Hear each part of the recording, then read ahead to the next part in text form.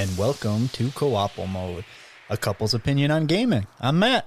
I'm Rose. And we're back from the dangerous, pirate-infested jungle island. Rook Island? Yeah, Rook Island. I think so. Sorry for the pause. My brain stopped for a second. How does it feel to be safe in the Midwest again? Very good. Yeah. I like this place much better. We don't have Komodo dragons here. Or random dogs that come up and just chew you to bits. I don't know why that's in the game so much. I don't know. I guess you're tasty. So you have any ideas what I've been I don't know, but you're pretty excited and you've been super secretive about it. Yes. It must be Subway Surfers, huh? Is that what it is? Yeah, Subway Surfers. or what's the freaking Clash Royale? Yeah. Okay, well here's a hint. Does that sound like anything you've heard before? Yes. Oh boy. Dang, I know that, but I can't think of where. All right, I got one more for you. One more. Here, if this song doesn't ring a bell. I don't like this game.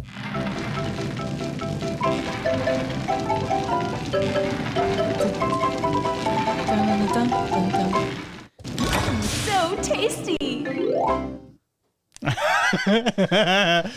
Oh, I'm so confused because I'm like chitty chitty bang bang. No, that's not it. No, because I'm pretty sure that that's at the carnival and chitty chitty bang bang. Maybe, but this is actually noises from the Monster Hunter franchise. Oh. So you and me are going to play Monster Hunter Rise, which just came out on Game Pass and also for PlayStation. So I figure let's get on top of a semi-new release, so to speak. Dang, really? Yep.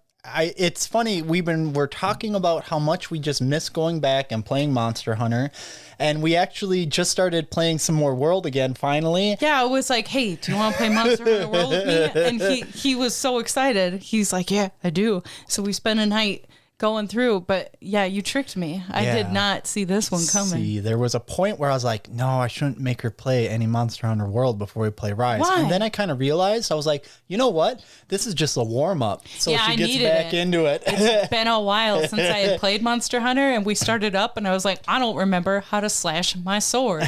Oh my gosh. I need my combos. Yeah, it was a little rough the first couple tries, but I got back into it right on time. Yeah, I have been very excited. I've been holding off buying it on Switch because I've had other games, and I hadn't completely finished World yet, but once I found out they were coming out with it on Xbox and I knew we could play together, and that's the other thing. We only have one Switch. We're a one Switch household, and I would hate to play Monster Hunter, especially after I just got you into World. Yeah. Be like, hey, look at me playing Monster Hunter all by myself. You jealous? That's fine. I'll play Monster Hunter World all by myself on the Xbox. I won't get anywhere, but I'll do it all by myself. The best thing about Monster Hunter is playing with other people. Yeah, hunting with your buddies. Even that time we were playing Monster Hunter World together, and I accidentally threw out an SOS flare, and a player jumped in and helped us out. Yep. I actually kind of enjoyed. Like, I felt bad. I was like, oh shit, I didn't mean to do that, but it was actually kind of fun. Oh yeah. I might actually try that again. It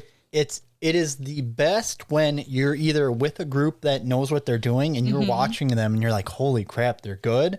Or you're just playing with friends. And even though you guys make more mistakes and stupid things happen, you just laugh about the ridiculousness of it sometimes. So, Monster Hunter Rise, 6th game in the franchise. Oh, wow. You're playing the newest version, so to speak. I can't believe you're throwing me a bone like this. It originally released on the Nintendo Switch March 2021 and came out on the PC January 22, and it's out on now PlayStation 3 or 4 and 5 and Xbox and Series X January 2023. Wow. They did just release Sunbreak, which is the DLC for the Switch this last summer, and they are going to release Sunbreak for the Xbox and the new console releases. Like, it's supposed to be early 2023. They're going to do it, but they just wanted to get this game out, get it ready. And I got to say, like, they've made it they've really upscaled how it looks. I mean, it looks amazing. And it didn't look bad on Switch. I played the demo on Switch. It looked nice. Really? And this one looks really good. Now, does World look a little better on the Series X? Yeah, a little bit, but like this world is so much more vibrant. Everything pops. It's kind of interesting to see that there's these little differences between the two. The Metacritic score is sitting between 86 and 88, depending on the version. Okay. Yeah, and I think it's just, I don't know, how do I put it? I feel like this Monster Hunter is very much a mix between World and the old Monster Hunters. There's a little bit of this in between. They really streamlined a lot of things, but it still has some of that old Monster Hunter feel. So I think it kind of can make this one seem a little harder to get into at first. Oh, okay. But you have the experience of World now. I don't think it'll be so bad. A little seasoned. Yeah, a little bit more ready. Once you kind of know what's going on, it's not so bad. It's just learning, how do I do the thing I did in World in Rise? Sure. Now, you know? Okay. It'll be interesting to see how that feels, how different it is. Yeah, it was interesting to come for into you? this. Oh, you're saying that? Oh, yeah, even for dang. me, it was like, I've actually finally was able to get a little time into it now. And now it's like, okay, I'm starting to get back. Like, I got the vibe, I got the swing, I got the feel. And it's hard because I was just playing World with you and I jump into that pretty quick. And this one just took me a couple times because it's really set up. I can't quite word it right. Okay. We'll just have to see how it Yeah, feels. we'll move on. I'm a little nervous now, but You should. Don't be too nervous. As of September 2022, Monster Hunter Rise has sold 11.2 million copies. heck yeah. And Sunbreak, the expansion, has sold 5 million copies. Okay. Just for comparison, though, Monster Hunter World, as of September 2022, has sold 18.5 million copies. Yeah. And Iceborne has sold 9.7. So literally these two main releases and their expansions are the best selling Monster Hunters in the franchise completely. These four are the top. Okay. Yeah. So it's kind of interesting. Like, this is the best of the best. This is the most popular Monster Hunter's ever been. Everybody's loving it. It's amazing. Those numbers are going to go up, right? With Monster Hunter Rise. I think for Rise, especially Sunbreak is going to go up after it gets released on consoles. Sure. And like, that was, like I said, that was September 2022. So we won't really find out till next year, like, how many more it got next year, you know? Because Capcom's pretty good about, like, hey, this is how much is sold this year. Because I think it's kind of fun to find out. It's interesting, for me at least. And, yeah, I just think it's cool to be like, holy crap, to see the, like, rise in numbers over the different iterations of Monster Hunter. And the explosion of World's insane. It was just so good. It is. It's a really good game. So some of the things I kind of found out about was the game's producer, Ryozo Sugimoto, and I am sorry if I murdered that name, said that both World and Rise, they wanted to move away from the traditional use of numbering for their mainline series and instead name them based on the central concept of the game that they built the game around. So World, it was like, okay, here's this open world. That was the big thing. That's why they called it Monster Hunter World, right? For Rise, We're going up to the sky. sort of. Really? They added a lot more verticality in the game. Oh, they did? There's a lot more mobility that you have in Rise compared to World. Okay. There's new features in it, and you can, like, run up so many, like, just cliff faces and all sorts of areas. Almost like Ninja Breath of the Wild. Instead of slowly climbing, it's like, I'm just gonna run up while my stamina meter just rockets down. But if you can make it up there, you can make it up there. Right. So it's kind of interesting. I've only played on one map so far, Okay. but there's just like these mountains, there's ledges you can get to, there's all these different places. And not that to say that World didn't have some verticality, but it was more like, I would say, hills as opposed to mountains. Like, you kind of, like, you know, there was paths to get up there. It wasn't so much directly up there most of the time. Other than the coral highlands. There was some verticality there, and in the what's the name of the first one? The Ancient Forest. Yeah, there is a little bit in there too. So the pre-planning development for this game started when they were working, right after they finished working on the completion of Generations and Generations Ultimate. That was the last 3DS Monster Hunter they made. and it was co-developed alongside World. So I think they focused on World first, but they were working on Rise at the same time. And so they kind of shared ideas between the two development teams. Okay. So I think World became the focus, especially once it released to such popularity. And then this one kind of, they waited and they ended up finishing off. The other thing I thought was interesting, they used what they call the RE engine that Capcom developed for their games. Resident Evil, that's one of their games. Oh, okay. So, yeah, I know. They use this engine in the Resident Evil games.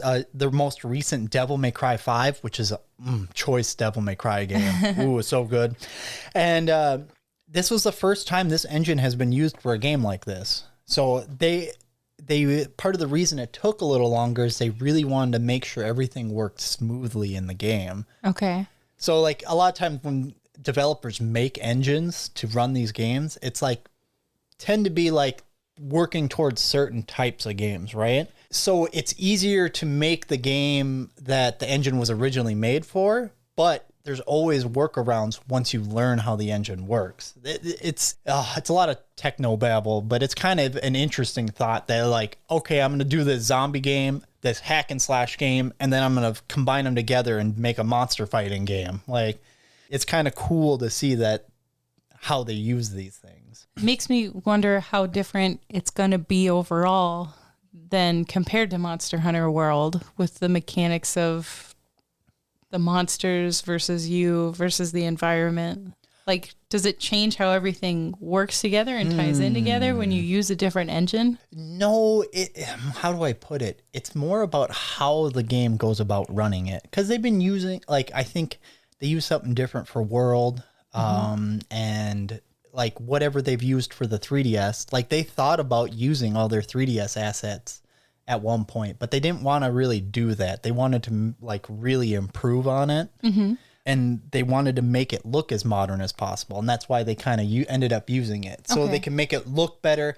And honestly, like, I haven't heard bad things about this game running on Switch. And like, you played World, like a lot can be going on at once, especially when you have 4 hunters in an area. You know, right. And it looks beautiful. Like, it looks like... Well, we saw like screenshots and short clips, didn't we, on the Switch? And it was really beautiful. People were comparing that and saying like, hey, the Switch has the capability to do this. Yeah, and that's... Yeah, what the F, Pokemon? I know, Pokemon, they really need to update their engine. They've been using, the same thing for so long. It really is a case for a beautiful looking game. Oh, I'm excited just to see it now. And with the PC version and the new console versions, you can get up to like 4K resolution. Like, it looks even cleaner and crisp.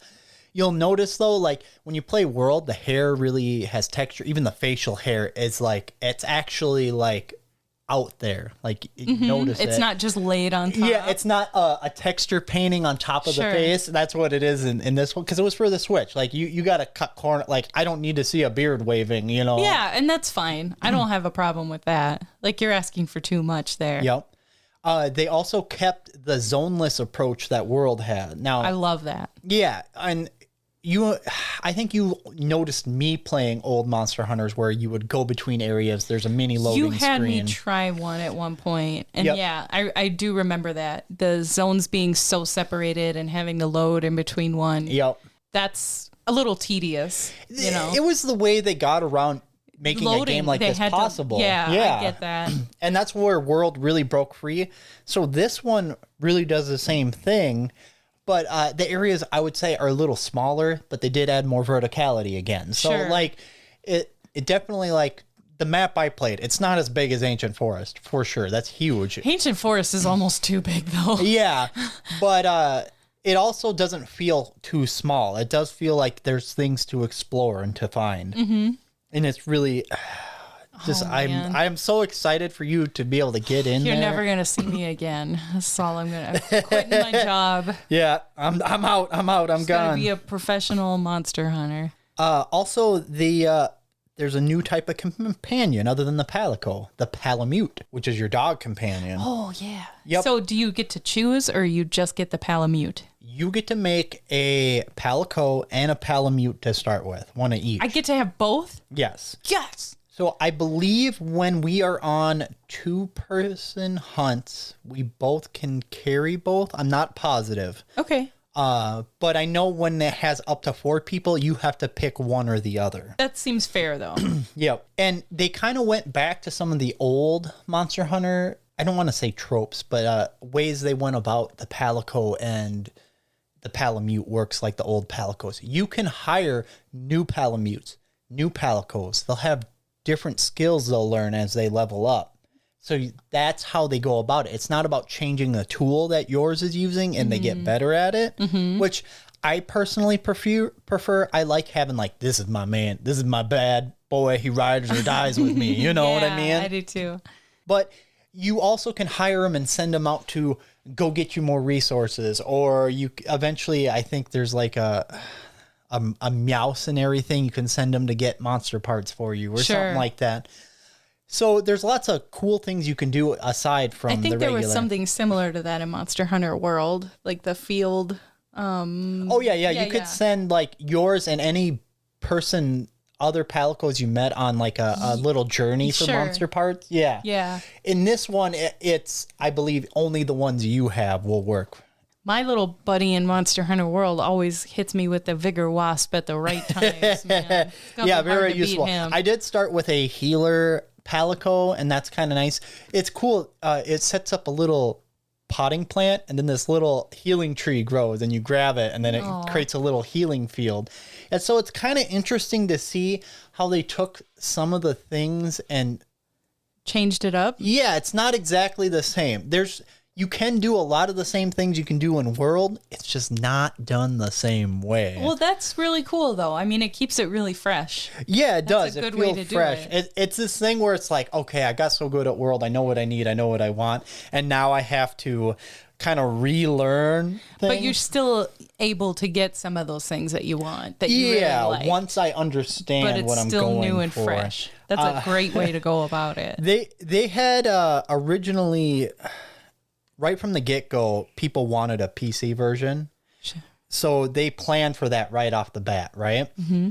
But they were trying to make it so it could do cross-platform play between the Switch. Yeah. But they just weren't able to make that happen, which is unfortunate. They're like, I'm sorry. But luckily for the Xbox versions, you can play between Xbox, the Xbox Game Pass version on PC and the Series X. All those is cross-play compatible, and my saves will go between all of them. So that's really nice that they added. Nice. And same with PlayStation 4 and 5, cross-play between those.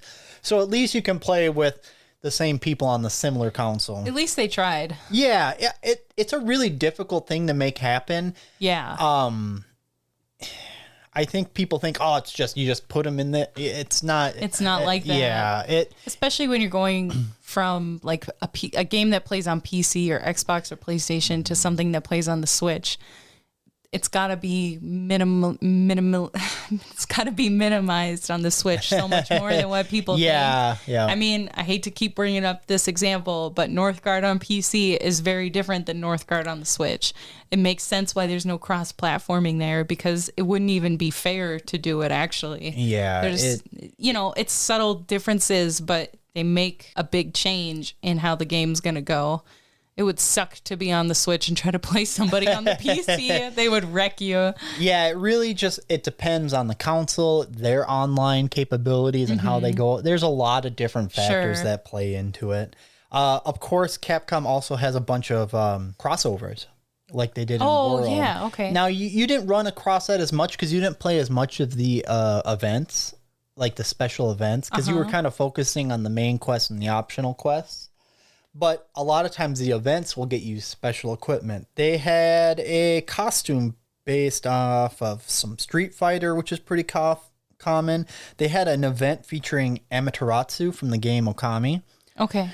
The wolf. Yeah. Yep. Oh, man. You could get a special costume for your Palamute that makes him look like Rush from Mega Man, the red dog from Mega Man. That's kind of cool. I know you're going to want that. Yeah, and then they also did a crossover with Sonic the Hedgehog. Really? Yep. So I haven't really dug into all the different crossovers they've done for Rise, but it is cool to see all. Who gets the Sonic the Hedgehog look?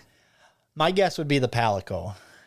That's oh my gosh, guess. that would be so fucking cute. Yeah. Oh my goodness. I'll have to look through the event quest and see what I can find. That's cool. Part of the reason they added the Palamute was because with the portability of the Switch when it originally came out, they wanted you to be able to move through the map quickly. Like you're running on limited power, right? Yeah. The 3DS had a pretty long battery life. Yeah. And the Switch just like, because it's technically a full console, it doesn't have as long of that battery life. So making mobility important was one of the factors. So that's part of the reason you can ride your Palamute like a mount. So, you can do cool things like you can sharpen your weapon while riding the dog. You can take a drink. So the monster runs away, ride your Palamute. Chase him down. Sharpen my weapon. You don't have to stop there and wait. Up. Yeah, you're getting all prepared and ready. Oh, love it. I already said that the maps are more focused on the vertical movement. So they included something different. Now, you remember the Clutch Claw. Yes. Okay. Monster Hunter World had the slingshot arm and the Clutch Claw. That's not in this game. What you have are called wirebugs. Essentially, you can shoot out this bug in the middle air and yank yourself. Yeah. So you can kind of launch yourself in the air. And the best way I can describe it is, you remember riding Epona in Ocarina of Time and the little carrots on the bottom? Yes. And then you use the boost, it goes away, eventually it comes back. Yeah. That's what the wirebugs are like. You only get 2 to start with. You can find a third out in the field, a wild one that'll give you a third one for a while. Every time you use a wirebug move or attack, it uses up one of your wirebugs for a temporary amount of time. And it comes back. So you can use it to get out of the way, and you can use what's also the new thing to silk bind your enemies. You use these special attacks, and instead of mounting, you like stand on top of them and control a monster like a puppet. Is the best way I can describe it. You can direct them and use attacks and use them to attack other large monsters. Oh my god. And if you attack other monsters enough, you can do a really punishing attack afterwards. Or you can just run them into a wall to hurt them a lot. Yeah, right. That's what I was thinking. Yep. But then the possibility of using that to hurt other large monsters that are in the area. I'm just How many thinking times about all would that the have drops. been nice? Oh, yeah. All the material. So I've been able to do it, like there's a training mission that makes it super easy to do it. And I've been able to do it one other time. So I haven't quite got down exactly how much of the silk bind attacks it takes to be able to do it. And if I can do it more than once. I don't know. Maybe you can only do it once. That's the hard thing. But even being able to do that once per mission makes that's a big help. Big difference. Another cool thing is they really separated the single player and the multiplayer. So there's actually 2 hubs, and there was in the other game, there was a gathering hub and the regular hub. Well, for the regular story quests in the main hub, that's all single player. That's just for you to do, just for you to experience. Okay. So if you want to go play multiplayer, we go to the gathering hub, and there's a whole slew of quests that we can do in the gathering hub. Okay. And so they separate it. They'll tell you like how many more multiplayer quests you have until an urgent quest, how many more single player quests you have to do before you get in the next urgent quest. Now, I've only gotten to 2-star in the single player, so not very far. Right. Yeah. But I think that's kind of cool. Like, so, in World, the monster's health, it changes depending on if you're playing How a many multiplayer. people are there? Yeah, so if you're in the gathering hub, they usually have more health because it's made for more people, right? Or if there's other monsters, they have less health too. Like there's the whole mathematic equation going on. So it's nice to know, like, hey, I go here, it's always single player.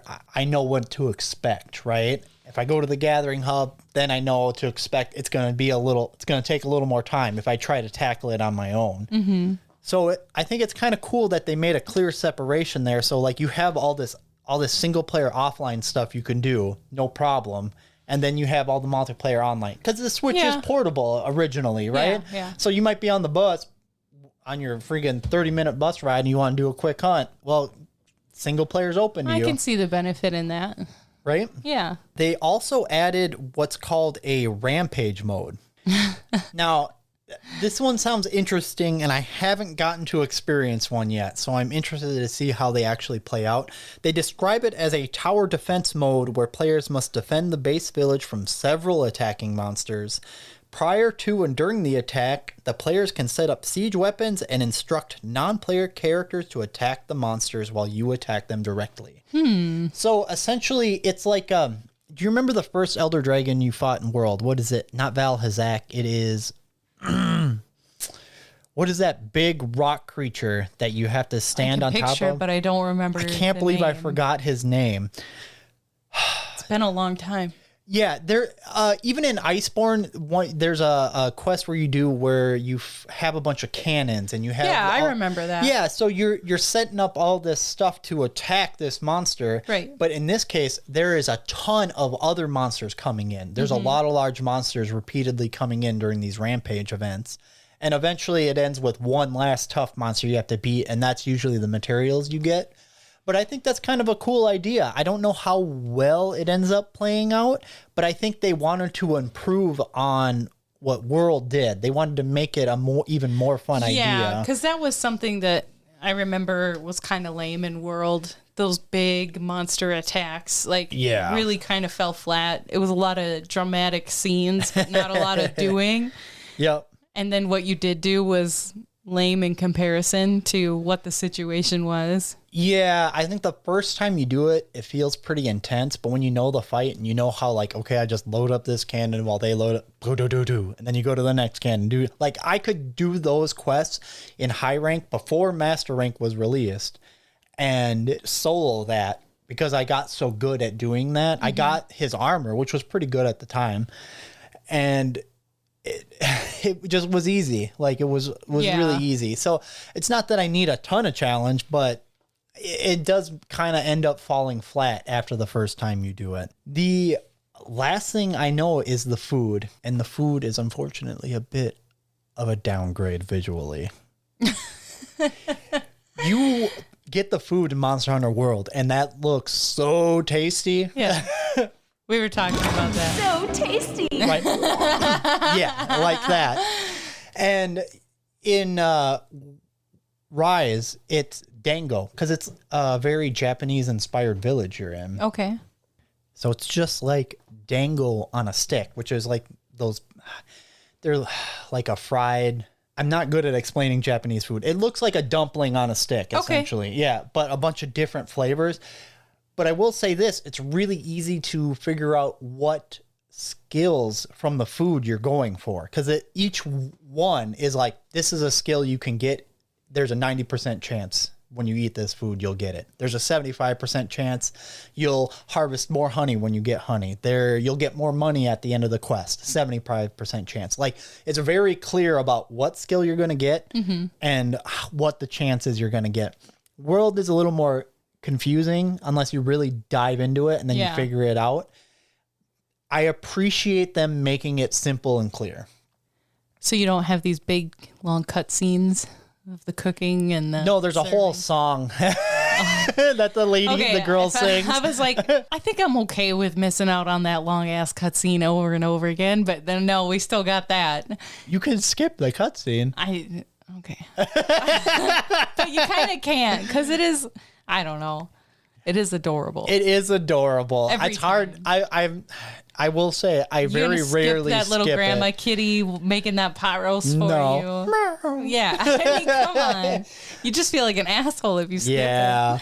So I'm super excited to do another Monster Hunter. And I know it hasn't even been a year, but it's like, hey, Rise has come out. I want to get on it, and I want to see how you feel and how I feel after I get some more time even playing with you. Yeah. How I feel it compares to World. Because once I've gotten some more, at first I was like, okay, I think I like World more. And then as I played more, I was like, okay, I'd say they're pretty even. So right now I'm feeling like they're both good. They're both worthwhile. And again, if you are an Xbox Game Pass owner, it's free. It's on there. What are you doing? Just give it a try. You can try it out. It's like getting a new album from one of your favorite artists. You don't know how to feel about it yet. You gotta listen to it 6 more times. And then you're gonna realize you love it. The only bad thing I will say, the tutorial pop-ups that explain things. Oh no. The beginning is rife with them. Fuck. Yeah. Even I was like, okay. Oh, no. Like this, okay, Monster Hunter. You're the patient it's a little one. much. And I prefer like, okay, like give me something I don't know. A lot of this stuff is stuff like I do know, but I'm always like, I got to double check to make sure what's different, right? Yeah. But generally speaking, most of it, you're fine with not. You know I'm going to slam through that information and have no idea how to play. You're going to just ask me later, and hopefully I know. So that's the way we do it around this house. So how excited are you on a scale of 1 to 10? 11 out of 10. 11 out of 10. I'm pretty stoked. I can't believe you're being this nice to me. I think you deserve it. And also, like, just hearing you talk about that, Monster Hunter is definitely one of the ones you want to come back to. Yeah, I want to come back to it too. And I'm excited for this. Man, I had all this stuff lined up that I was going to do in Monster Hunter World. I know, that's the hard part, right? I was going to make this Pookie Sword. Fortunately. It has white sharpness. That's the only thing I feel bad about. No, it's fine. It's fine. Yeah. You know, the nice thing is, like, it did take me a little while to jump back in and get used to it, but you can. And that's probably the best part about that game is you can leave it for so long, come back, and still get back into it and keep moving forward. That's why it's one of the best games I've ever played. I love that game. So I'm pretty dang excited to try this one. Even if it's different, it could still be as good or better. I'm stoked. It's like I said the last time when we played Monster Hunter World. This guy said it the best. Everybody loves Monster Hunter. It's just sticking around long enough to find out that you do love it. Yeah. Because it can be tough at the beginning. Like I said before, I tried multiple times to get into it until I finally it clicked and it was wonderful and amazing. I tried with you a few times until it clicked and it was wonderful and amazing. There's so much to love in these games, and I'm appreciative of how much love they are getting now because they deserve it. They put a lot of work into this, and I always am excited to see more. Let's go. I got a Switch X to build. All right. Enough time wasting. Let's get out of here. Let's try the game, and we'll see you guys in a little bit. Bye-bye.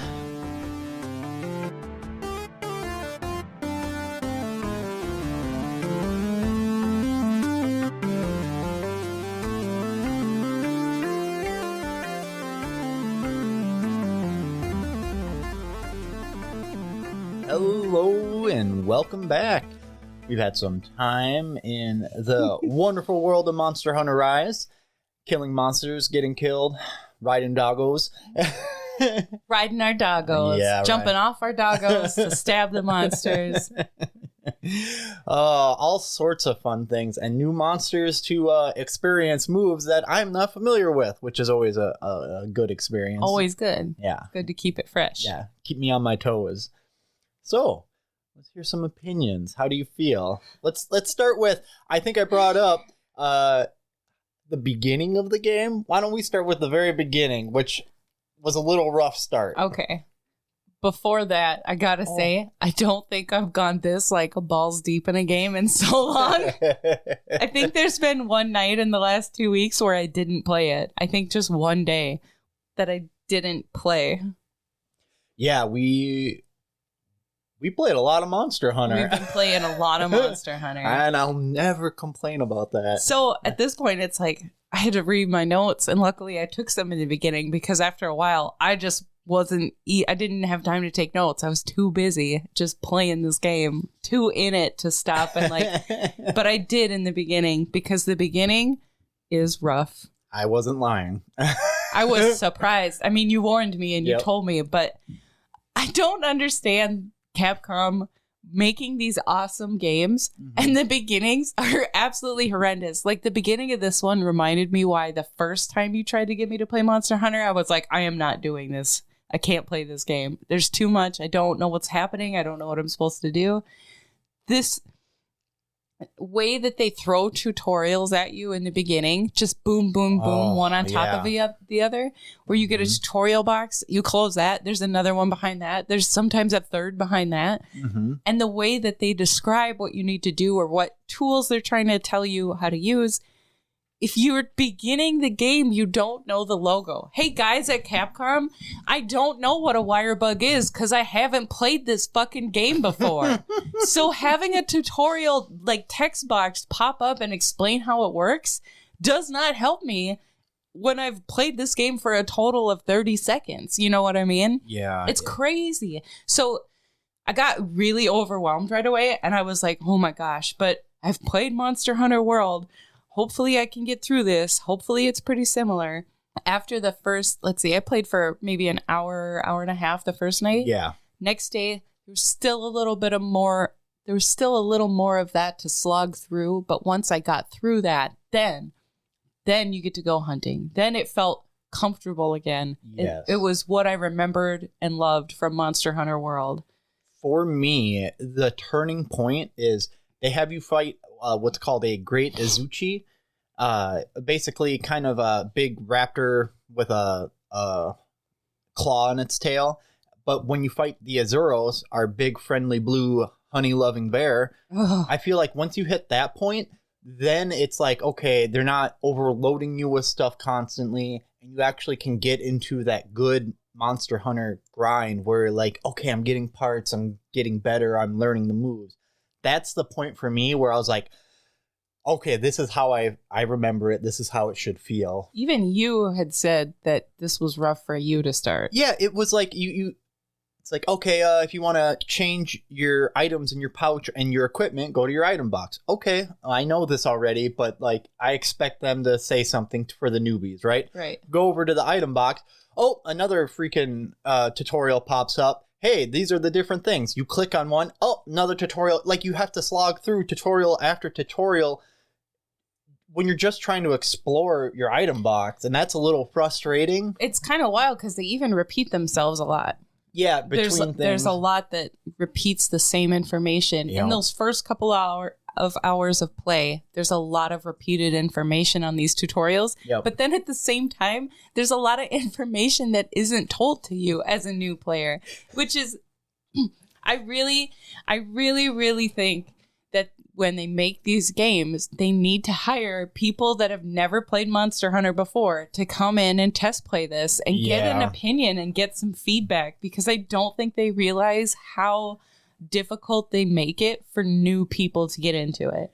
The only reason I got through this game is because you had me play Monster Hunter World. Yeah. Mm-hmm. I mean, if that was a brand new thing for me playing this one, I would have been so frustrated that first night. I would have been like, this is the worst game ever. Why are you making me play this? I think there's other things they do that make it easier for new timers after that fact. But I think Monster Hunter World is better at easing you into the game. It is, overall. Definitely. That's why I say that I think World is a better starting point just for a brand new player.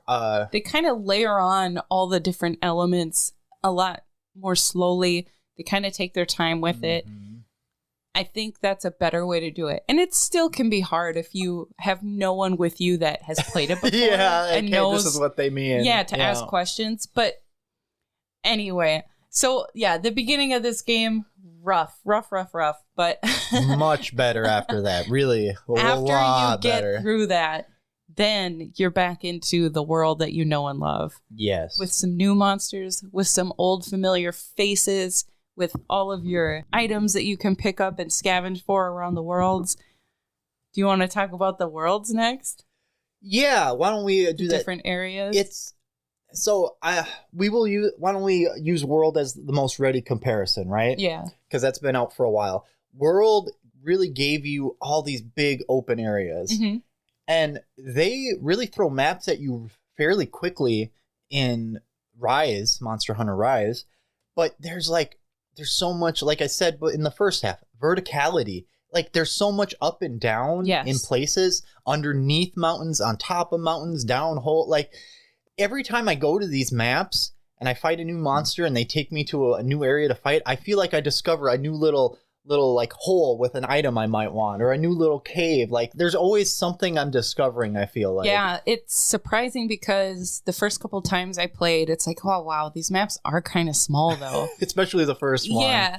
And then when you start really looking around, it's like, oh wow, I can get up here. Hey, if I can get up here, could I get over there? You're shooting around with your wirebug, you're wall climbing and wall running around. And you're right, like I have solidly played this game for 2 weeks. I am in high rank right now. I'm still finding parts of these maps that I didn't see before. Sub-camp areas, things like that.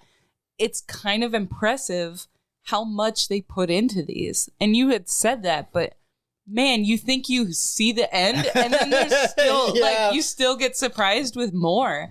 I mean, you could really just go on an expedition and take a while to really scout and scour the area. I mean, oh, for sure. And they've loaded it up with different animals, new endemic life helpers, which is fun to find. Mm-hmm. All the, ore, all that stuff that you love, the unique items that you can gather. There's stuff everywhere. It's very full, but not overwhelming. All looks perfectly placed, like it's realistic. It's a beautiful balance that they did. But just the verticality that they did add, it is impressive to me how much more space, how much more stuff they were able to shove into this one little map to keep you from getting bored with it. I mean, definitely. I haven't felt bored with any of the maps. No. And the monsters usually hang out in different areas of the maps. Mm-hmm. And I've really enjoyed them. They're very colorful and vibrant. Yeah. I also enjoy, and this is something new they did, and a lot of the Monster Hunters, if you're in an extremely cold world or an extremely hot world, you would have to bring a hot drink or a cold drink, right? Because you have to like protect your body against the temperatures unless you had a skill. That's not in this game, which I think is a nice newbie beginning thing to have. Like, they don't have to worry about bringing that one extra item and making sure where they're going. They can just go into the hunt and hunt the monster. That's very nice. Maybe that's because of the endemic life helpers. There's so many that you pick up all the time. Like, you can only carry so much in your item pouch. Yeah, and they added a new...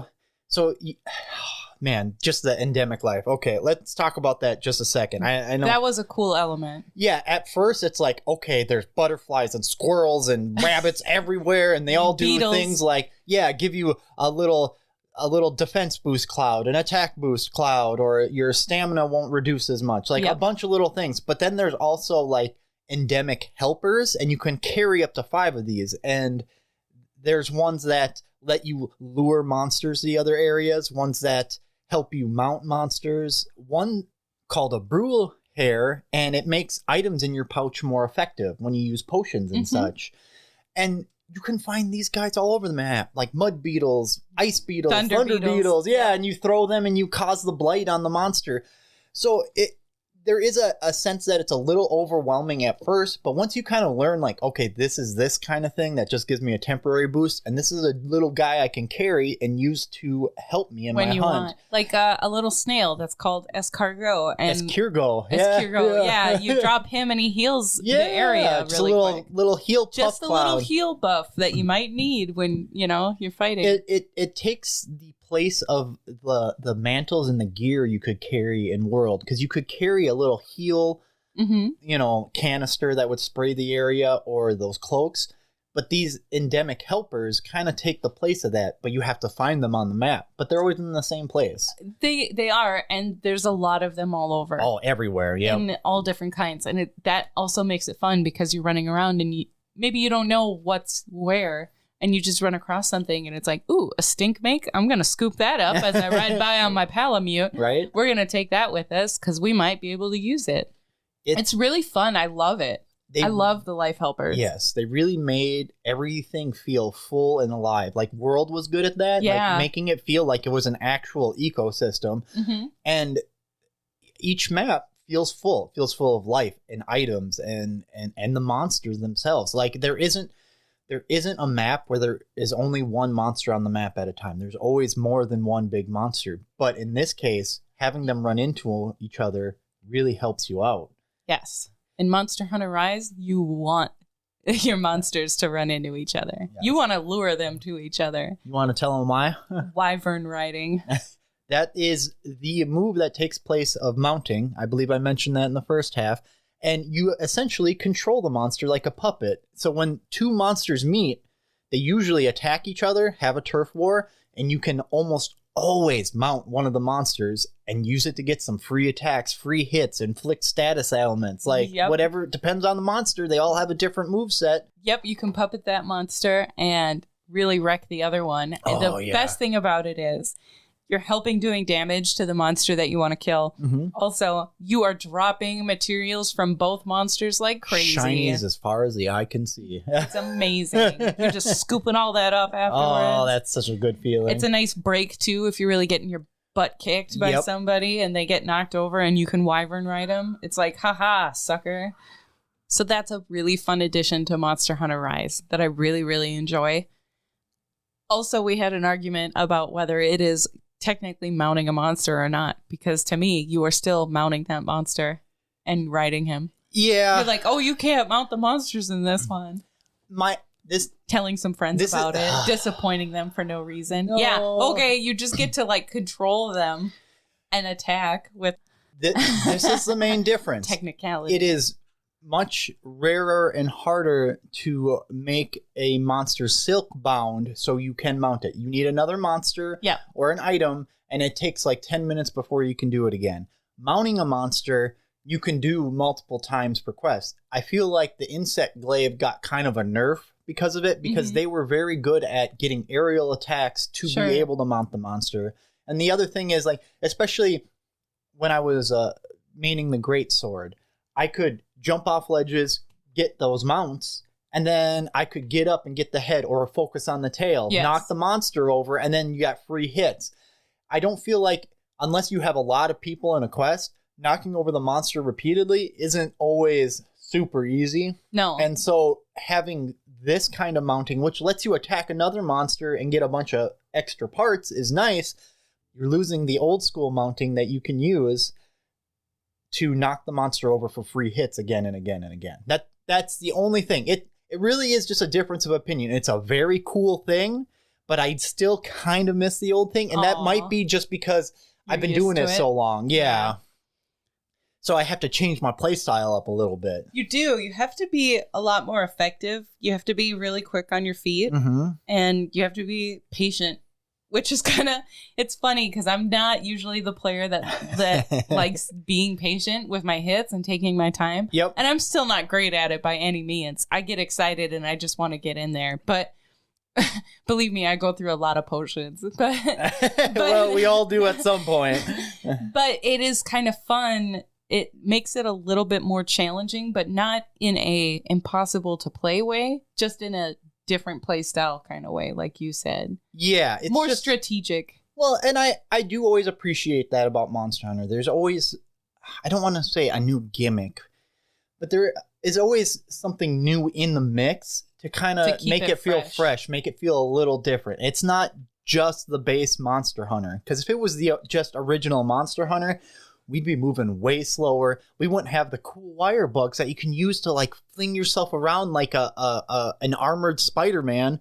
And it's so useful. Like that movement and that addition to the game really gives you a lot more freedom to move around the monster, especially when you have your weapon put away. You know, you can like, there's almost no way you can't escape if you remember, oh yeah, I can use my wirebug to like launch myself out. That's not true. The tough monsters, it's not as effective against, but like most of the easy ones, you usually can get if you're standing in a corner stunned and Azuros is charging up to smack you like 6 times, believe me, you're gonna faint. You're not gonna get out of there with your wirebug. Or let's see, I'm charging up my heavy bow gun to do a nice big shot right in a monster's face, and then Bullfango, a big boar creature, decides to roll out of nowhere, smack me, and then the monster does its ultimate move as I'm getting up and then kills me. Thanks, Bullfango. Like, that doesn't happen that often, but Bullfango was one of the most annoying creatures in the old portables. Really? I remember you'd find them, they see you, charge. I just charge at the hunter. They don't give a crap about the monster, they charge at you. And how many times as a great sword user you would be charging up and like, here comes my hit, Bullfango, and you just go like flying into the next area. It's like, god damn it. Bullfango, you asshole. I love it. I still have scars from that. So the fact that it happened to you the other night, really? Yeah, I was like, that happened, and it's like, I forgot. I had moved on, finally. You reopened my old traumas. How dare you, Bullfango? I was actually excited you were in the game until this moment. I forgot why I hated you. Oh, that's so funny. man. Oh, yeah. Just the variety of small monsters. Yes. For so me, many. It does feel like there's a lot more than in Monster Hunter World. It's generally in Monster Hunter, the small monsters, a lot of them are smaller versions of big monsters, right? The main. Yeah. But this game has smaller monsters from across almost, I think it has a smaller monster from every Monster Hunter game. Bullfangles are old school. Ludroths are from Monster Hunter 3 Ultimate. The Popos, I think, came in 3 or 4. Like, the only thing it doesn't have is the Apertonoffs. I haven't seen them, but there's so much variety from all the games. So each locale you go to does feel pretty wildly different because of the different creatures inhabiting it. And there's a few of them that don't have their original large monster cousin, I guess, essentially. The Jaggy don't have theirs, but you can still get equipment or armor pieces from those, which is a cool little touch, I thought.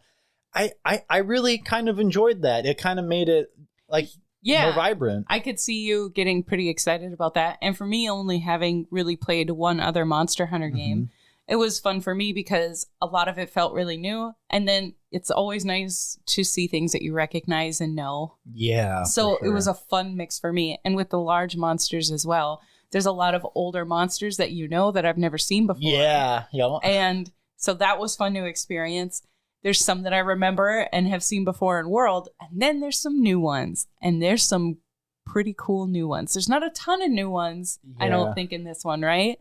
Maybe like 3 or 4. I think 4 that I know of. There's the Umbrella Bird. Axonome. Yeah. Acnosome. Magnamalo is the flagship monster, so he's new. There's that big like snake guy with like the slimy tail. I can't... Algamon or something? Yeah. I can't remember his name, but he's there's really actually tough. more than I thought. Yep. There's the Somnicanth. That was new. Somnicanth. The one that I got the armor of. Oh, with the big fins, right? Yeah. Yep, that one I'm pretty sure is also new. The Mitsune's... Oh my gosh, I'm butchering these names and I feel so bad. That one I think it's an older monster from like Monster Hunter Ultimate X, I think it was. How about the Lagombi, the big bear rabbit in the Frost Islands? I'm pretty sure 4 Ultimate. Oh, really? Yeah, he's been around a while. Yep, he's a good one. Yeah, there's a huge variety. It is. There's a crazy mix, and it's fun to just check everything out, beat it up, see what kind of armor you get. And I wanted to bring that up. How do you feel about all the armor and weapons, how they look? Okay. So I was a little bit disappointed that all the armor, because a lot of these monsters are in World, so it's the same exact armor that I saw before. For some of them, yeah. Most of these items. Yep. So really the only thing that got me super excited was getting a new monster and seeing that armor set. Yep. Which I actually went with the Somnicanth. It looks really, really cool. And I love that monster. That's my favorite monster in this game so far. Yeah. The Somnicanth. Yep. Yeah. Just this big, like, water dragon. It puts you to sleep. It'll dig up, like, a flash bomb and blind you. It does all these cool things. It throws spikes at you. Like, it's a pain in the ass, but it's really cool looking. It's like a big, thin water lizard otter. That's what it reminds me of. What's that old school movie? Like, that old black and white movie with like the guy dressed up in the fins and he'd come out of like the mud and the Swamp lakes. Thing? Yeah, maybe. I can't remember for sure. That's what he looks like. Yeah. No, I can see what more purple and brown, but yeah. Yeah. Oh, what about the weapons then? Because if the armor, like, okay, I've seen this before. I get a little that. disappointed. You had mentioned too that they made World and Rise at the same time. Yep. They kind of overlapped when they were developing these, and I really wish they had. I mean, I understand why they didn't make any changes, but I kind of wish they had. I mean, why not? That would have been more exciting for Monster Hunter players. This is the thing. Over the years I've played, I've seen changes to some of the arm, like Rathian and Rathalos have been in like every single Monster Hunter, right? Sure. I've seen some changes, but I think they've kept them similar lately because like this is that armor. Like some people love it like that. Some people love that, Knight Princess Rathian armor. They like how that looks. Yeah. It's not your thing, but that's like they want that, right? It all depends on the people, and I think I don't know if we'll see when we go into high rank. I don't know if high rank will split the armor up, or if we eventually get to the Sunbreak, which is Master Rank, the DLC. If we get to that, maybe they'll have 2 sets, because usually low rank and high rank look pretty much the same, right? Yeah. But when you get to Master Rank, that's when they really make the switch it up. changes. That's when they make the changes. Yeah, so it was a little bit disappointing because it's like, well, there's not anything new or exciting to wear or to try. Mm-hmm. But because you've seen it all before and you're like, well, I'm just going to end up picking the same things that I liked last time. Yeah. You know? Oh, wait, I can't because there's no Lucario in this one. Not Lucario. What's its name? I said That's a Pokemon. Yeah. Though Lucario armor does sound like it would be awesome. Gosh, I'm not dang going to it. lie. You gotta delete that. The ice bird. The ice Why did it? Articuno. Yeah, no, that's also a Pokemon. Oh my goodness. Starts with an L, doesn't it? It's Lagania. Yeah, It does start with an L. I almost had it right. I'm sorry. I've gone through so many monsters and so many names. It's getting all mixed up in my I've head. been playing Monster Hunter a long time. And there's some monsters the name sticks in really hard, and a lot of the other ones, when the names start getting crazy, it's hard to remember all of them. In Monster Hunter World, I loved Lagania. Yeah. I worked super hard to get that armor and the weapon, the switch axe. I loved it. That is not in this game, but luckily I found the Somnicamp. I do like that armor. The weapon was cool, but it had I think negative affinity, if I remember right. It wasn't everything I wanted it to be. When I fought the Magnamalo, that weapon was awesome. Magnamalo. He's It a had cool monster. Decent sharpness, decent attack, but it also has a blast effect. Now, I started off with the switch axe like I used to in Monster Hunter World. Mm-hmm. And I like the switch axe, but actually our son convinced me to try the dual blades. He's like, you should use these. They're way better. And then so matter of fact. Yes. And then you have demon mode and you can go crazy, you know? So I tried it out and I'm like, actually, this is pretty me for playstyle. Getting in up close, hitting them a million times. It feels a little bad at first because you're like, oh, my hits are only like 4 damage a piece. But as you level up and get a little further, get better weapons, you're doing a little more. You're doing a little more. But the Magnamalo dual blades have a blast effect. That makes all the difference in the world because now I'm running up and after a few hits, I get a blast hit and it's 100 damage. So all of a sudden I'm hitting 10, 10, 10, 100, 10, 10, and I'm hitting so fast and so often that I feel like I'm contributing when there's a party of 4 or 3 and we're all trying to smack this guy. Oh, yeah. I mean, for sure. We did that quest where we were fighting, what was it, the Baggy and the Roggy. Yeah. And we were like, okay, how about you focus on that one? I'll focus on this one. That way we can kind of, keep them separated. And you ended up beating yours first. And I threw some hits in on yours too. And I know you threw some hits in on mine. But you do a lot of damage. You think about it, and it's like, 8, 8, 8, 8, 8. All of a sudden, it's like, it's because you hit like 7 times in half a second, it feels like. And I'm over here using my bow gun. Dunk, dunk, dunk. And like, it takes a while. It's good for breaking parts and knocking them over. Very, very, very good for that. I ended up switching to the light bow gun, because the mobility was nice, and I found a gun that was just, and I don't want to move on from it right now because I get to use my sticky bombs, and it has slicing ammos, so I can actually cut tails too, which is nice. So every time we knock over the monster, it's like, okay, I'll go over to the tail. Dunk, dunk, dunk. Shoot about like 4 slicing ammo into its tail, and you just watch them numbers go. It's like my own version of dual blades, you know? It's very satisfying, and I found a skill, spare shot, so like 1 out of every 4 of my shots I get a free reload in my ammo clip, so I can just fire. It's nuts how fast I can fire this really good ammo sometimes, and it just saves my hide. It's just such a fun game. It is. I thought I would be going back and forth between the dual blades and the switch axe, but honestly, especially going from the switch axe to the dual blades, I was like, I'm so much faster. Look at me go. Yep. And then you hit demon mode and you're even faster. And I really like that. And I kind of need that because I do like to just get up in everybody's face. So being able to evade and back up when I need to, I love it. I don't know. I'm kind of stuck on dual blades right now. Yeah. And the fact that I did like it so much, I want to try some other stuff out and maybe experiment a little bit. I'm glad that I changed it up a little bit. Which is kind of nice. It's a little easier now because how we finally figured it out. They split the quest between your village quests and the gathering hub quests. So your village quests are all low rank. The monsters don't have quite as much health as in the Gathering Hub, even if you're playing by yourself. The Gathering Hub is the tougher version, right? But Gathering Hub is the only place high rank is at, which is kind of like how the old games were, which is a little disappointing. I'm still a little disappointed about that. I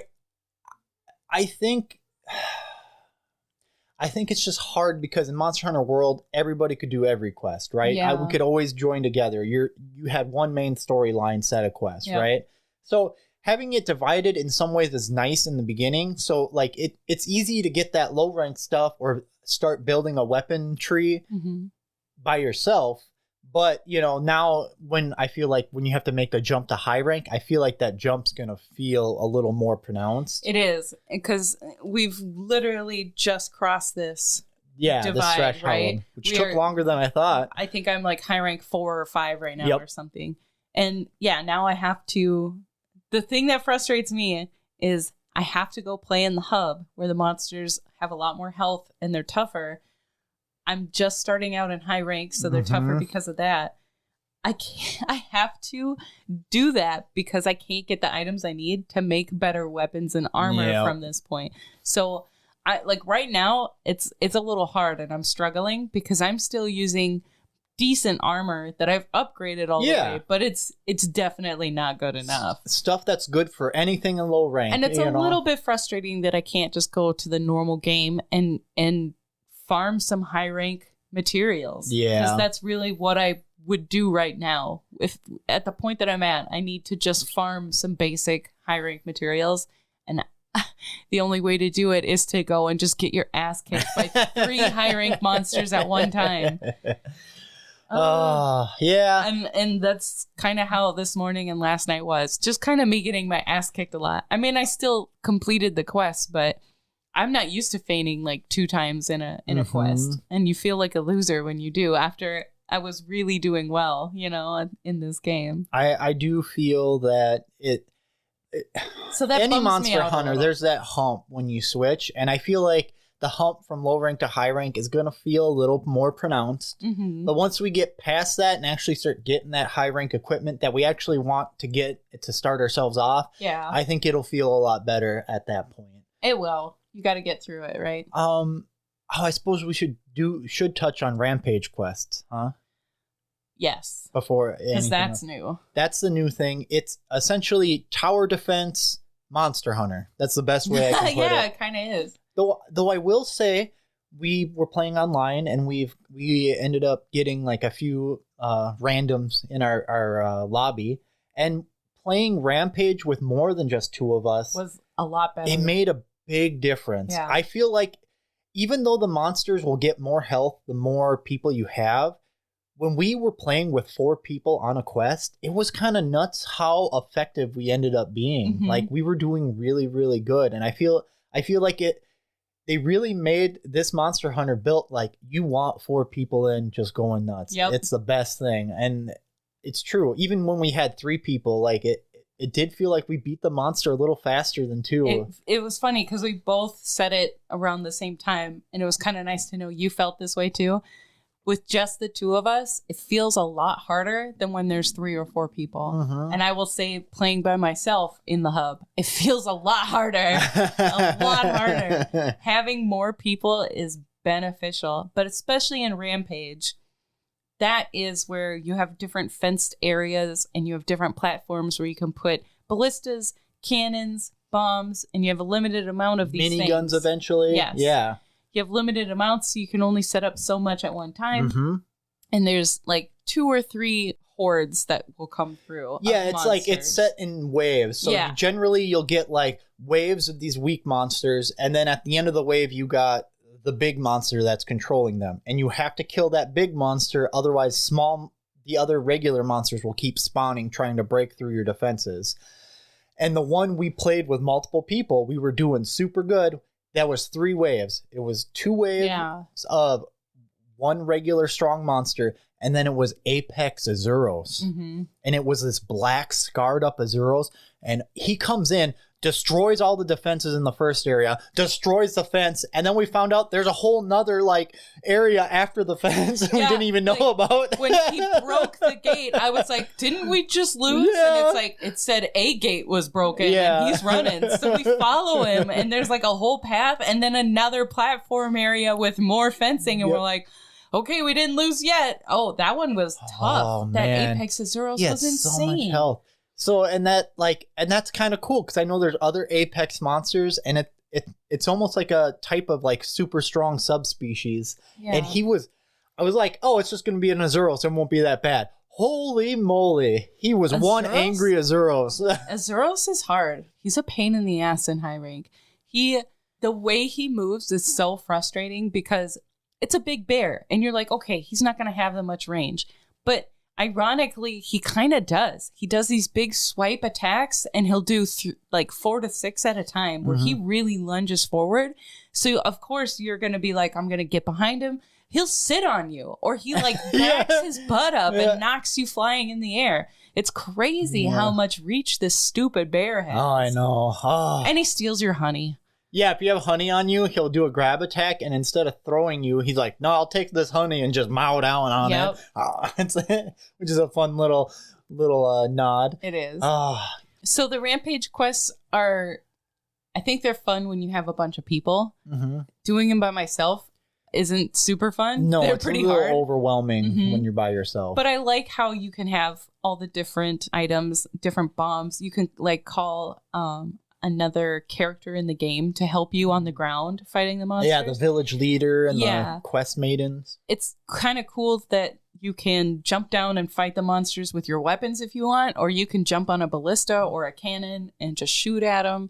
You can knock them back. And then it's also another good opportunity to get a bunch of materials from random different monsters. Yeah, you always get to carve the big monster, and you get materials from all the monsters you beat. Usually not the rare stuff, but you get some. And then you get the defender tickets, which you can use to do what's called ramping up a weapon.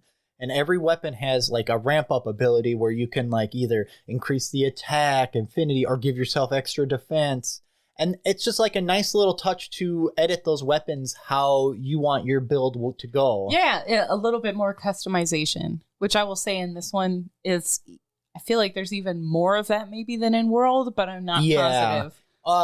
World, like modding your guns, the heavy bow guns, is you can mod those up a lot and make them set towards your build. The other weapons, not as much. There is an ability to increase like its attack and its defense.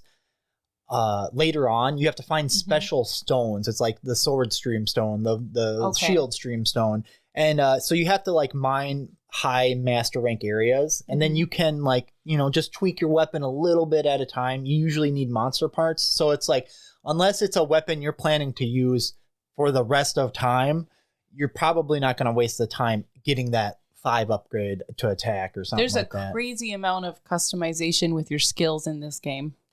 Yeah, they added the switch skills, new things, and I was using the charge blade, and the charge blade is essentially a sword and shield that once you charge your shield up, you can switch it into a big axe.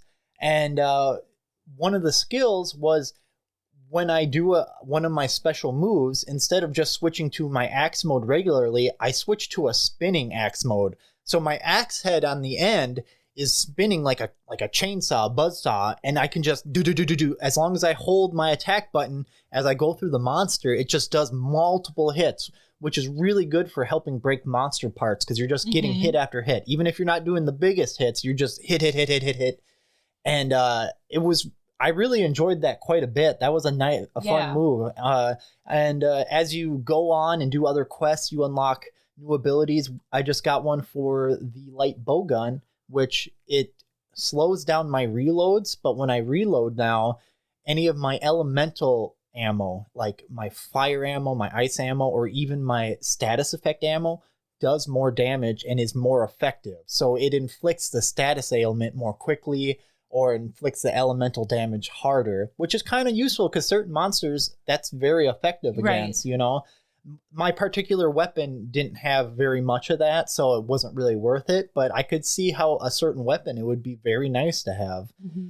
So it is really interesting. They really let you not only customize your weapon, they let you customize how the weapon is used to suit you better.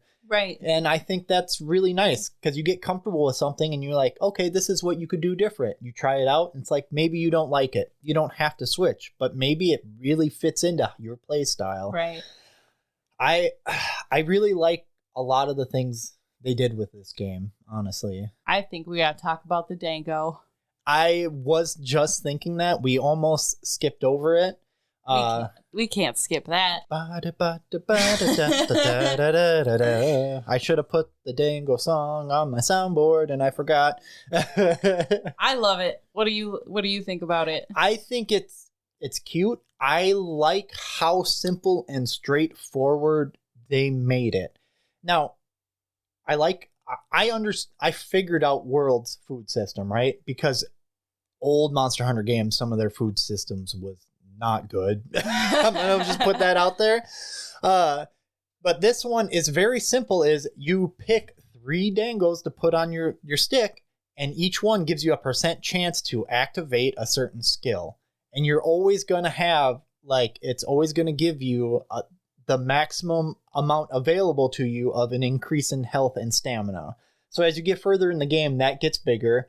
And then your dango upgrades, like you're going to go fight a monster that uses lightning attacks. Well, eat the lightning resistance dango. Like the range of skills is absolutely incredible. It is very clear in like, this is what you'll get.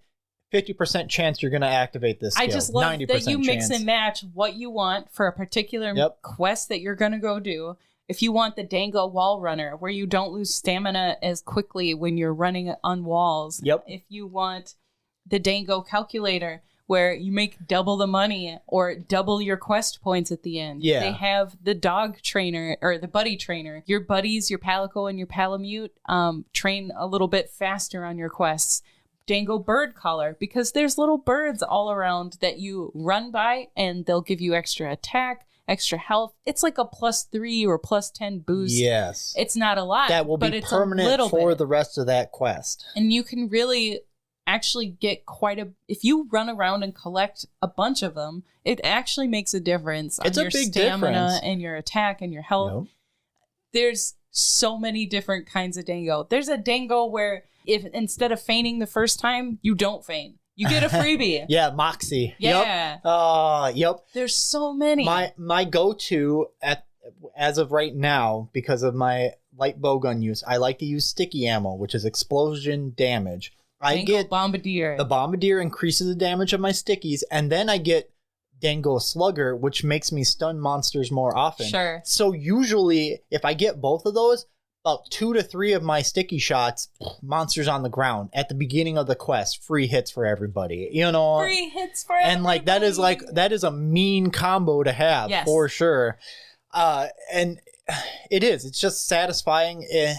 I like how simple, straightforward it was, and then you can save common ones you might like. I really appreciated the simplifying of that, because it was a lot easier for me. Monster Hunter World is, you just said that it's simpler than old Monster Hunters, but even for me, it was like, what am I getting?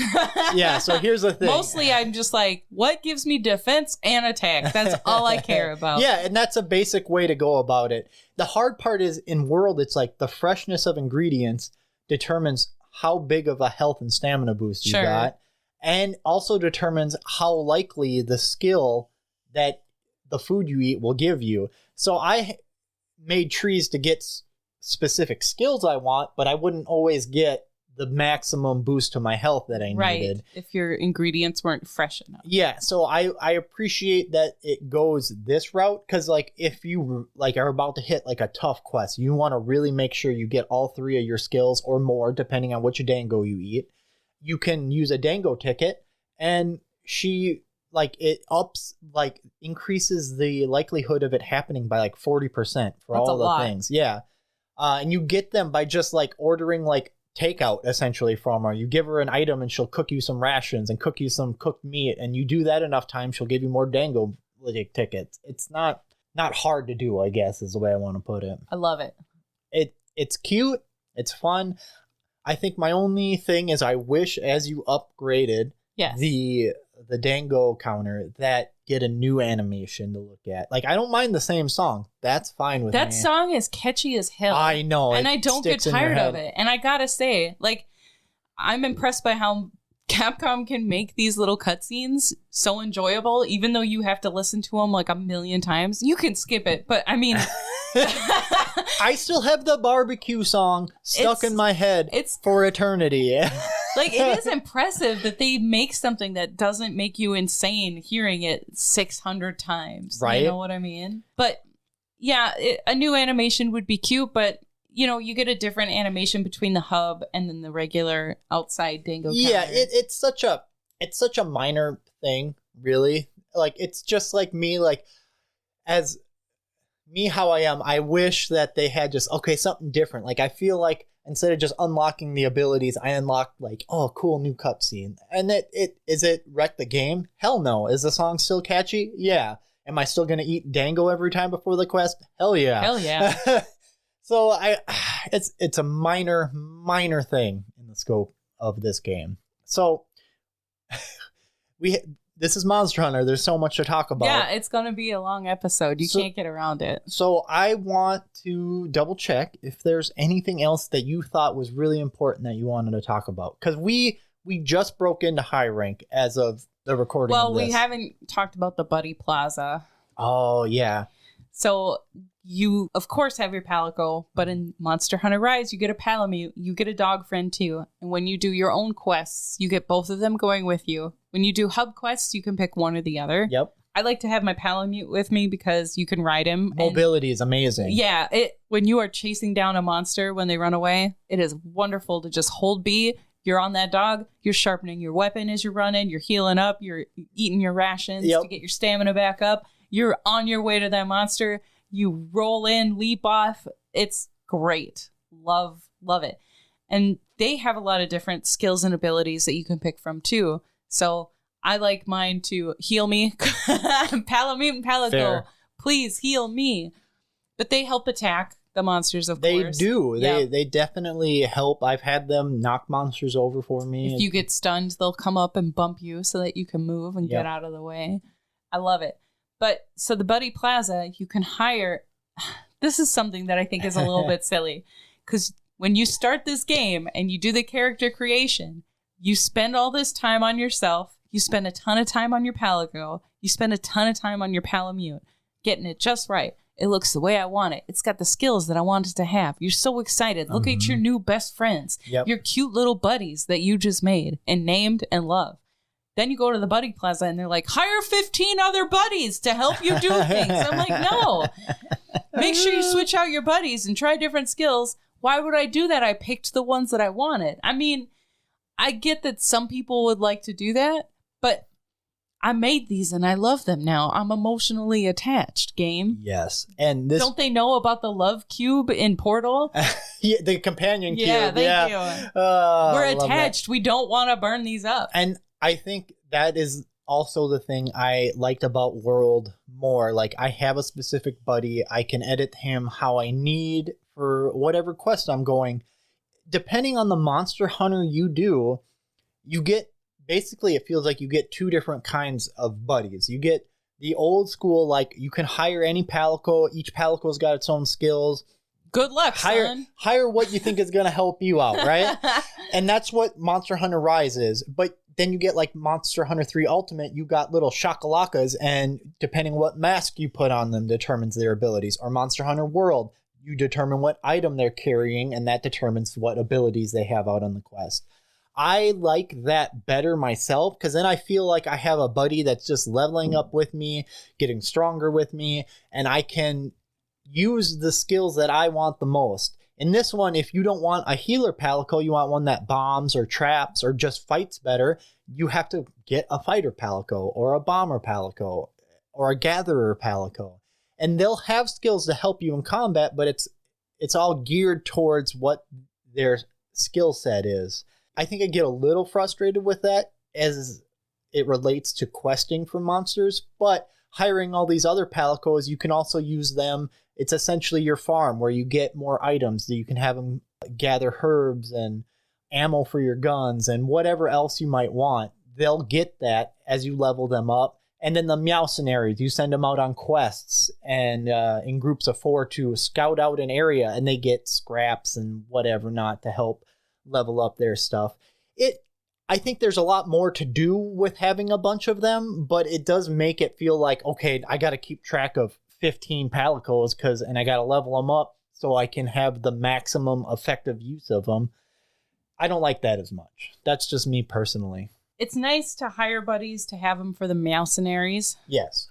It's nice to have extra buddies for your submarine trading thing, the Argosy down there, which I did not use until I did not have enough flash bugs, and I was like, okay, I'll do this. You did the same thing in World with the ancient tree farming. It wasn't until master rank you're like, oh, maybe I should start doing something. And you have one box and like you can barely get anything. And here I'm over here with 3 different items just like loading up with stuff every quest. You get on that stuff right away. I'm so excited in the beginning to just hunt, get materials, make the stuff that I want. Like there's a lot to do in Monster Hunter. There is. It's for sure. You know, I think in this one, I really felt too that I got so much deeper into it than what I did in World. Like, because it was familiar like and I was able to more easily get into the extra stuff like the Argosy and the Meowcenaries and things like that. So I think even the next time another Monster Hunter rolls around, I might be just like you, running down, getting all the trading, all that crap. I got to load up on everything now so that way I have tons of stuff later on. Because I know I'm going to run out of flash bugs and spider webs, so get them for me, you know? I want to have unlimited mega potions, please. Yeah. I had a moment this morning where I was like, I don't have potions. I don't have mega potions. And then I realized I just had like 235 herbs that I needed to craft into potions. Then I was good. But yeah, I don't understand the point of taking the time to train all these different buddies, all these different Palamutes and Palicos, if I'm not going to take them with me. Because why would I take them with me when I have mine that are really high level now and they do the things that I want them to do? Yeah. I did try it on like a couple quests, switching them out. The Palamute I didn't really care for. The Palico I switched out for was a bombardier one. He'd throw bombs at the monsters. And I was like, that was kind of cool. It was a little bit helpful. You know, sometimes he would stun them or knock them out for a minute where I could go up and slice and dice. But really, I got what I wanted in the first place. I'm not going to switch it up. There's actually a side quest to hire 15, and I'm not going to do it. I stopped hiring Palamutes, just Palicos, because I feel like the Palicos have more skills associated with hunting monsters and quests. Yes. The Palamute is very much a mount, and it's not that they don't have abilities and gear you give them that helps them like attack a monster. Attack a monster. But it's not as varied between them. They get like, okay, you might hire a Palamute that when they level up, they can have more attack or more defense, or they'll have earplugs and they won't get knocked over when the monster roars. And honestly, like for me personally, that doesn't do much for me in the quest. The Palico is like healing plant, healing horn, sets a trap that the monster runs in, free hits. Like that makes a much bigger difference in my hunt in the end. So I was like, you know what? I'm just going to keep hiring Palicos. And I'm not dissing the Palamutes. Maybe people like to roll 2 Palamutes. That's fine. But I am just not, I'm not there. I got my special buddy and he comes with me everywhere I go. I know, right? Oh, yeah, there is just a lot to this game. Even the training area is much improved. Is like the best training area I've seen in Monster Hunter. Like it's in the Buddy Plaza, you have that big mechanical Tetradon, and that's what it is in the training area. And you can set it up to try to attack you or to see how effective your weapons and combos would be. It's really useful for getting a clear image of like, this is actually what I'd be able to do when you're testing out maybe new builds or something like that. Yeah, or different weapons or practicing your wirebug skills. Yeah, definitely. Because it took me a while switching to dual blades. That wirebug skill is different. It took me a little while to understand exactly what I needed to do. I have to get in real damn close. Otherwise, it does not hit. It's a little bit scary. I gotta be like in its face. Otherwise, that's dual not blades gonna grab. In general. You gotta be right up in there. I know, but it's even close for me. Well, is there any last things you think are important that we should talk about before we get into your rating, which I'm sure I know what it is? No, I bet you don't. I don't know. All right. Well, then, what's your rating on this game out of 10? How do you feel? Ooh, silence. That's not good. I hope she hates it. She's never playing again. The music's great. The world is beautiful. It plays really, really well. Never had a problem with loading or lagging or anything. Load times are amazing. That's in this another game. thing. Holy moly. We forgot to mention, like in Monster Hunter World, you try to load up a quest and you usually have to wait a little bit, which especially you don't really if you're playing mind. on an original Xbox One.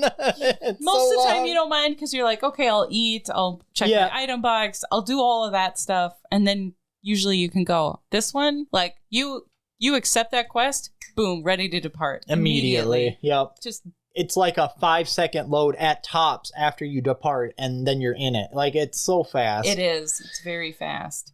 The longest thing you have to wait for in this game, connecting to the hub. Right? Yeah, if you start an online hub and someone starts a quest, you go to a quest board to join the hub quest.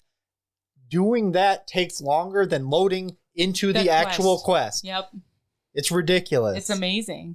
And maybe that's the benefit of having a smaller map, you know? Yeah, definitely. But, like I said, it's still so full of life, and all the life that you see is usable. You can do something with it. A ton of the plants you see, you can do something with it. You can gather it. I think this game's got to be like a 9 out of 10. That's good. It's not perfect. Like I said, the beginning is horrendous. Like, they really... For such a good game, it's so disappointing that they really fucked up the beginning of this game. I mean, they just did. You can't say it any other way. It is hard to get through. And like I said, if you hadn't had me play Monster Hunter World before this, I would have been in a tough spot at first. I would say this, because Monster Hunter World was on Game Pass at one point, and that's what Rise is right now. It came out on Game Pass. It's out on consoles and all that fun stuff. If it's your first time trying Monster Hunter and you're trying by yourself and you have an Xbox and you have Game Pass, it's free. You're not worrying about it. Just try to get through that beginning. I really would implore you. But if you're a little worried that that's going to be off-putting, wait until Monster Hunter World goes on sale. And I would try that. If it is your first Monster Hunter, personally, I would suggest World. I think knowing ahead of time, like if you're going to try Monster Hunter Rise for the first time, just be ready for that first hour to be brutal. Yeah. And then know to stick with it. It will get better. I promise. The night will end and the light will come. There is a light at the end of the tunnel. Yes. So do you, because I think you gave Monster Hunter World a 10 out of 10. It was easier to get into. Do you prefer World or Rise, do you think, at this point? Or do you feel like you could switch between them pretty easily at this point?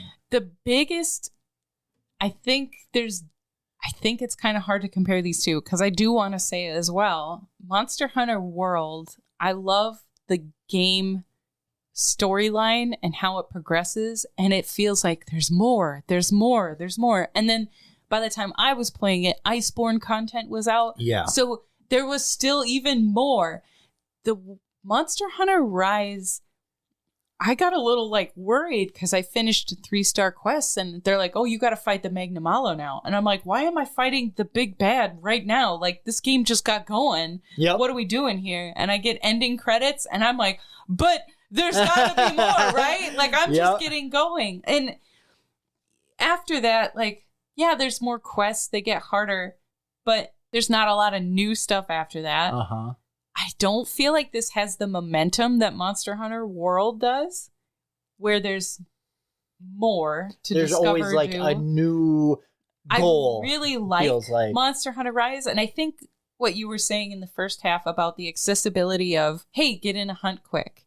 Yep. It's not too long. You're going to be able to get in, get out, and it is totally made for that. You can see it. It's made for a quicker version of Monster. I mean, it could still be long, but it's a quicker version of Monster Hunter. Like, hey, you got 40 minutes?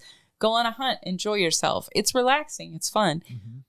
I just feel that overall there isn't the build that Monster Hunter World has, which disappoints me a little bit in Monster Hunter Rise. I really like it, but it feels more limited overall. I can see where you're coming from. And I'm not finished with it yet. Like I said, I just got into high rank. Yeah. I know I saw an Elder Dragon, so I know down the line that's going to come.